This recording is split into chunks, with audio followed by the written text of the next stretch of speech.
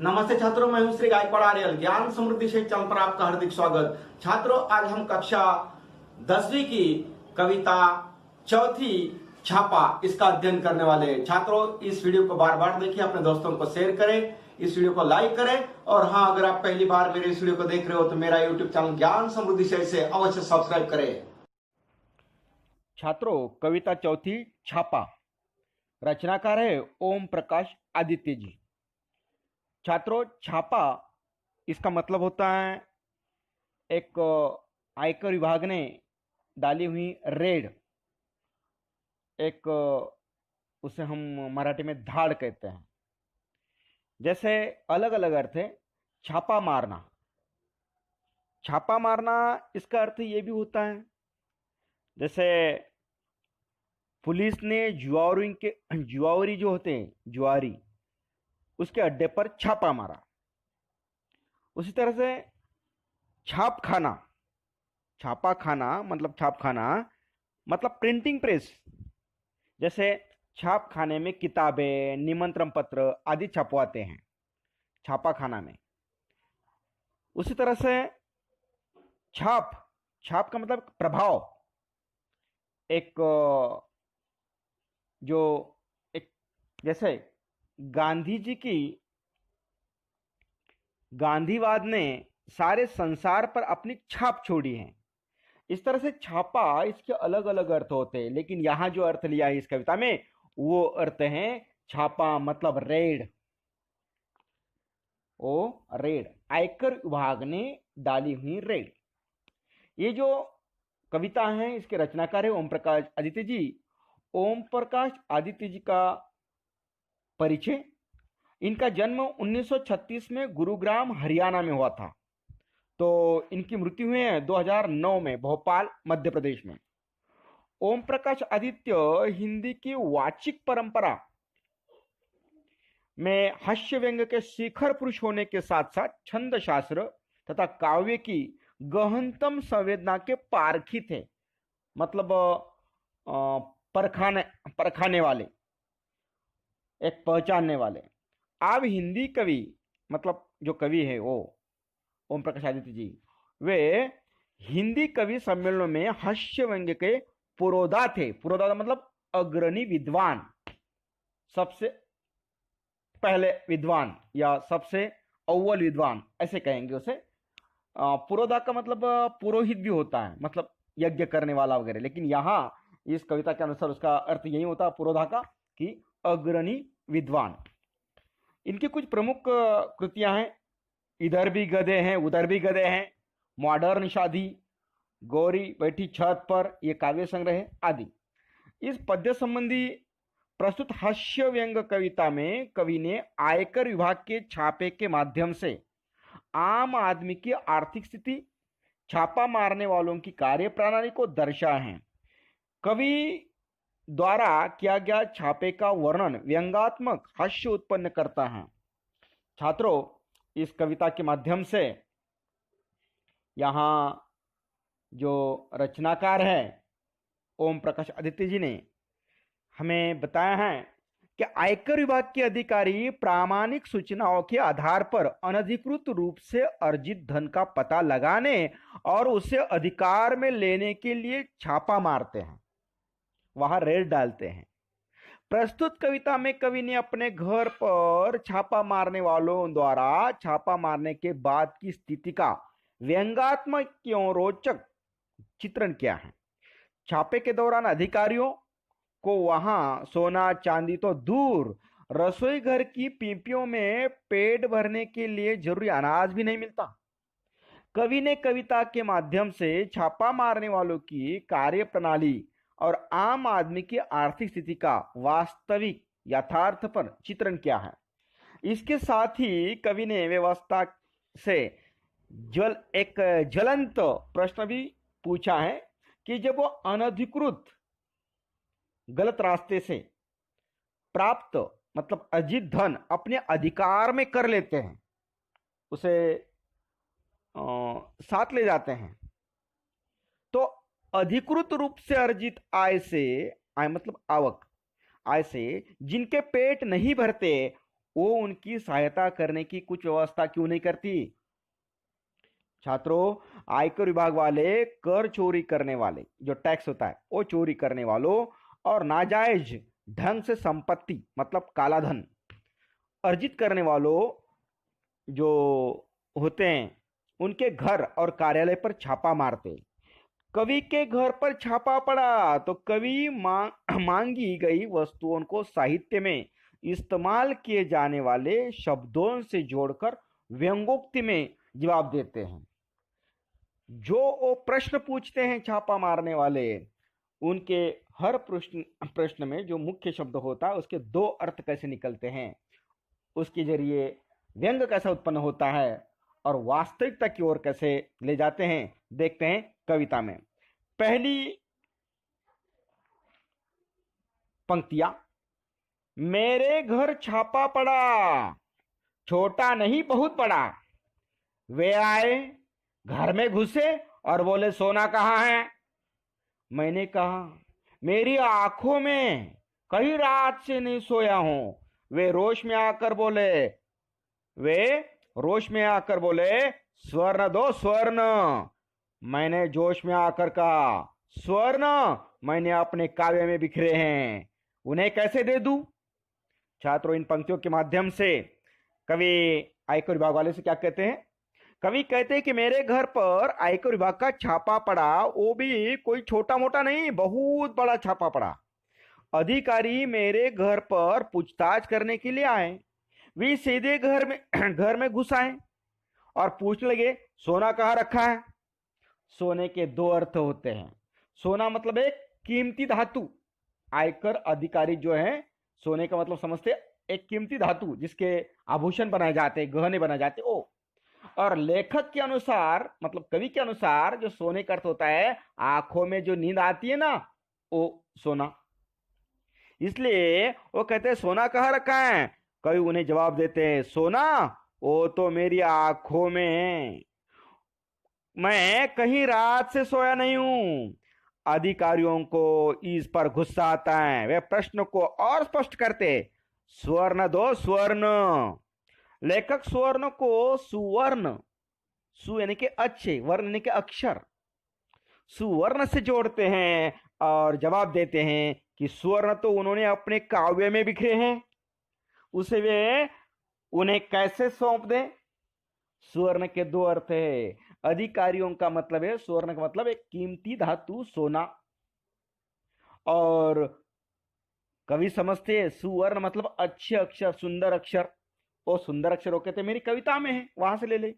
इसलिए वो क्या बताना चाहते हैं अगली पंक्तियों में कि स्वर्ण तो मेरी काव्य में है और वहां बिखरे हैं, उन्हें मैं तुम्हें कैसे सौंप सकता हूं?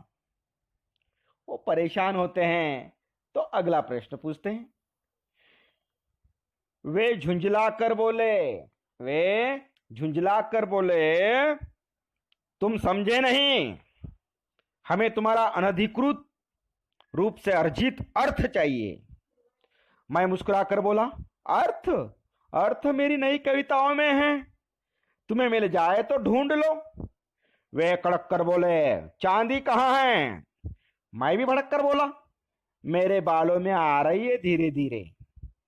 वे उद्भ्रांत होकर बोले ए बताओ तुम्हारे नोट कहाँ हैं? परीक्षा से 1 महीने पहले तैयार करूंगा। इन पंक्तियों में झुंझलाकर मतलब चिड़चिड़ करना, अनधिकृत मतलब बिना परवानगी का, अर्जित मतलब प्राप्त। अर्थ के यहां दो अर्थ होते हैं। एक अर्थ होता है पैसा, धन, और दूसरा अर्थ होता है अर्थ, मीनिंग, मतलब। उसी तरह से कड़क कर मतलब तेज स्वर में, और यहां बालों में जो सफेद बाल है उसमें धीरे धीरे चांदी आते, ऐसे कहते हैं। चांदी एक कीमती धातु। उद्भ्रांत मतलब हैरान, उद्विग्न। नोट मतलब रुपये, और दूसरा अर्थ होता है टिप्पणी। परीक्षा मतलब इम्तिहान। इन कविताओं के माध्यम से वो पूछते हैं कि अनधिकृत रूप से तुमने जो अर्थ ग्रहित किया है, प्राप्त किया है, अर्जित किया है, वो कहाँ है? यहां भी अर्थ के दो अर्थ होते हैं। जो आयकर अधिकारी हैं उनका मतलब अर्थ का पैसा, अर्थ का अर्थ होता है मतलब होता है पैसा, धन, वो कहाँ? और कवि अर्थ का मतलब समझते हैं कविता का भावार्थ, इसलिए वो कहते हैं अधिकारी अर्थ कहाँ है? वो कहते हैं अर्थ, अर्थ तो कविता में है, वहां से ढूंढ लीजिए। उन्हें गुस्सा आता है, वो जरा तेज स्वर में कहते हैं तुम मतलब समझे नहीं, चांदी कहाँ है? चांदी, चांदी एक कीमती धातु जिसके गहने बनाए जाते हैं। तो लेखक ने भी भड़क कर कहा गुस्से से, वो कड़क कर बोले तो ये भी भड़क कर बोले, लेकिन चांदी, चांदी तो मेरे बालों में धीरे धीरे आ रही, मतलब सफेद बाल चांदी जैसे हो रहे हैं, वो है। वे हैरान हो गए और फिर कहा बताओ तुम्हारे नोट कहाँ हैं? नोट के भी दो अर्थ होते हैं। अधिकारियों के हिसाब से नोट का मतलब होता है रुपये, रुपया, पैसा, धन। और कवि नोट का मतलब निकालते हैं टिप्पणी, जैसे हम परीक्षा के पहले नोट निकलते हैं ना, नोट्स निकालते हैं ना, उस तरह से। तो वो कहते हैं नोट कहाँ है? वो कहते हैं नोट तो परीक्षा के पहले 1 महीने में तैयार करूंगा। इस तरह से हर एक का मतलब अलग अलग बताते हैं। सोना, इसका अधिकारी समझते कीमती धातु, कवि समझते आंखों की नींद। स्वर्ण, अधिकारी समझते गहनों का कीमती धातु, और कवि समझते सुंदर अक्षर। अर्थ के दो अर्थ, अधिकारी समझते पैसा, रुपये, और कवि समझते हैं कविता का अर्थ, कविता का भावार्थ। चांदी, अधिकारी समझते कीमती धातु सफेद, और कवि समझते सफेद बाल। नोट, उसका अर्थ अधिकारी समझते रुपये, और कवि समझते हैं टिप्पणी, नोट्स। और बाद में आता है अगला प्रश्न। वे गरज कर बोले, वे गरज कर बोले हमारा मतलब आपकी मुद्रा से है। मुद्रा के भी दो अर्थ होते हैं। मुद्रा यानी कि पैसा, सिक्का। अधिकारी के हिसाब से मुद्रा का अर्थ होता है पैसा, सिक्का, कॉइन। और कवि के हिसाब से मुद्रा का अर्थ होता है मतलब होता है चेहरा। इसलिए वो कहते हैं गरज कर हमारा मतलब आपकी मुद्रा से है। कवि कहते हैं मैं भी लरज कर बोला, लरज करने के कांपता हुआ। मुद्राएं आप मेरे मुंह पर देख लीजिए, मुद्रा यानी कि चेहरा। वे खड़े होकर कुछ सोचने लगे, फिर शयन कक्ष में घुस गए। शयन कक्ष मतलब बेडरूम, सोने का कमरा। और फटे हुए तकिए की रुई नोचने लगे।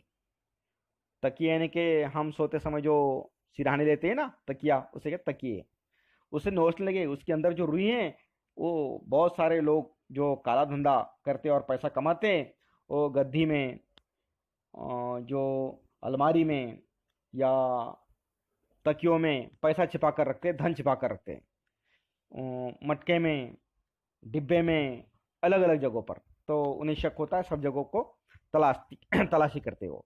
तो कहते हैं कि वो आए शयन कक्ष में और फटे हुए तकियों की रुई नोच लगे। तकिए भी ठीक से नहीं थी, वो फटी हुई थी। उसके अंदर, रुई के अंदर कुछ पैसे छिपाए हैं क्या, धन छिपाए कैसे देखते हैं, और रुइयों को नोच लगते हैं। उन्होंने टूटी अलमारी को खोला, रसोई की पीपियों को टटोला। पीपियों यानी के पानी भरने की पीपियां होती है ना, वो। बच्चों की गुल्लक तक देख डाली, पर सब में मिला एक ही तत्व खाली। गुल्लक का मतलब है एक बच्चों की बैंक, जहां बच्चे पैसे इकट्ठा करते हो।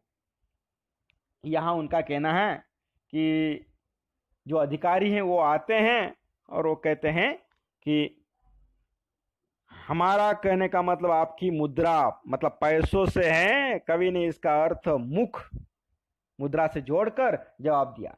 मुद्राएं तो आप मेरे मुख पर देख ले। अधिकारी उत्तर सुनकर कुछ सोचने लगे, फिर वे उनके सोने के कमरे में घुस गए, मतलब शयन कक्ष में। उनके फटे तकियों की रुई नोचने लगे कि शायद पैसे इसमें छिपा कर रखे हो। कवि कहते हैं कि अधिकारियों ने उनकी टूटी हुई अलमारी खोली, उनकी रसोई में खाली पड़े पीपों को टटोला, मतलब ढूंढ लिया पीपो में कुछ है क्या। बच्चों का गुल्लक खोल खोल कर देखा, पर उन्हें कहीं कुछ भी नहीं मिला। सब कुछ खाली था, सब कुछ खाली था। यहां मुद्रा के दो मतलब बताए हैं, पैसा और चेहरा। अगली पंक्तियां। कनस्तरों को मटकों को ढूंढा, सब में मिला शून्य ब्रह्मांड। देखकर मेरे घर में ऐसा अरण्य कांड। उनका खिला हुआ चेहरा मुरझा गया, मतलब नाराज हो गए। अरण्य कांड का मतलब होता है बिखरा हुआ। और आगे कहते हैं, और उनके भी सूची हृदय में रौद्र की जगह करुण रस समा गया। वे बोले, क्षमा कीजिए, हमें किसी ने गलत सूचना दे दी। वो कहते, क्षमा कीजिए, हमें किसी ने गलत सूचना दे दी। इसका मतलब यही होता है। कवि कहते हैं कि अधिकारियों ने उनके घर के पड़े कनस्तरों और पानी रखने के लिए मटकों सब में टटोला देखा, पर उन्हें सब खाली मिले। वे कहते हैं कि अधिकारियों ने मेरे घर में ऐसा निर्जन दृश्य देखा कि उनका खिला हुआ चेहरा मुरझा गया, क्योंकि उन्होंने सोचा था कि छापे में काफी धन मिलेगा, पर यहां तो कुछ भी नहीं था। अब अधिकारियों का गुस्सा शांत हो गया था, उनके मन में दया के भाव आ गए। कवि से उन्होंने क्षमा मांगी और बताया कि किसी की गलत सूचना पर वे उसके यहां आ गए थे। अब ऐसे कहने पर वो कहते हैं, अपनी असफलता पर वे मन ही मन पछताने लगे, सिर झुकाकर वापिस जाने लगे। मैंने उन्हें रोककर कहा, ठहरिए, सिर मत धुनिए। धुनिए का मतलब पछताव के कारण बहुत दुखी होना या दुख प्रकट करना या सिर झुका लेना। सिर मत धुनिए, मेरी एक बात सुनिए। मेरे घर में अधिक धन होता तो आप ले जाते। अब जब मेरे घर में बिल्कुल धन नहीं है तो आप मुझे कुछ देकर क्यों नहीं जाते? जिनके घर में सोने चांदी के पलंग और सोफे हैं उन्हें आप निकलवा लेते हैं, उन्हें आप निकलवा लेते हैं। बहुत अच्छी बात है, निकलवा लीजिए, पर जिनके घर में बैठने को कुछ भी नहीं, उनके यहाँ कम से कम एक तख्त तो डलवा दीजिए। तख्त का मतलब होता है लकड़ी का एक बाक, लकड़ी की चौकी जो बैठने काम आती हो। इन पंक्तियों के माध्यम से कवि ने उन्हें समझा है। असफलता को देखकर वो पछताने लगे। कौन? अधिकारी। तो अधिकारियों को कवि के घर में कुछ न मिला तो वे पछताने लगे, उनके सिर शर्म से झुक गए, वे वापस जाने लगे। तो कवि ने उन्हें रोककर कहा, आप मेरी एक बात सुन लीजिए ना। यदि आपको छापे के दौरान मेरे घर में अधिक धन मिलता तो आप उसे ले जाते। अब आपने देख लिया कि मेरे घर में कोई धन नहीं है, ऐसी हालत में मेरी जो ये स्थिति है वो देखकर आप मुझे कुछ धन देकर जाइए ना। जिन लोगों के घरों में सोने चांदी के पलंग और सोफे होते उन्हें आप तो निकलवा कर ले जाते हैं। ठीक है, निकलवा लीजिए, आपका काम ही है निकलवा लेना। पर जिनके घर में टूटी कुर्सी भी बैठने के लिए नहीं है, उनके घर में बैठने सोने के लिए एक तख्त की व्यवस्था तो करते जाइए। छात्रों, इन पंक्तियों के माध्यम से कवि ने वास्तविकता सामने लाई है। बहुत सारे लोगों की दयनीय अवस्था होती है, लेकिन गलत फहमियों की वजह से उनको तकलीफ दी जाती है। छात्रों, यहाँ पर एक कविता समाप्त होती है। इस वीडियो को बार बार देखें, अपने दोस्तों को शेयर करें, इस वीडियो को लाइक करें। और हाँ, अगर आप पहली बार मेरे इस वीडियो को देख रहे हैं तो मेरा यूट्यूब चैनल ज्ञान समृद्धि से अवश्य सब्सक्राइब करें। धन्यवाद।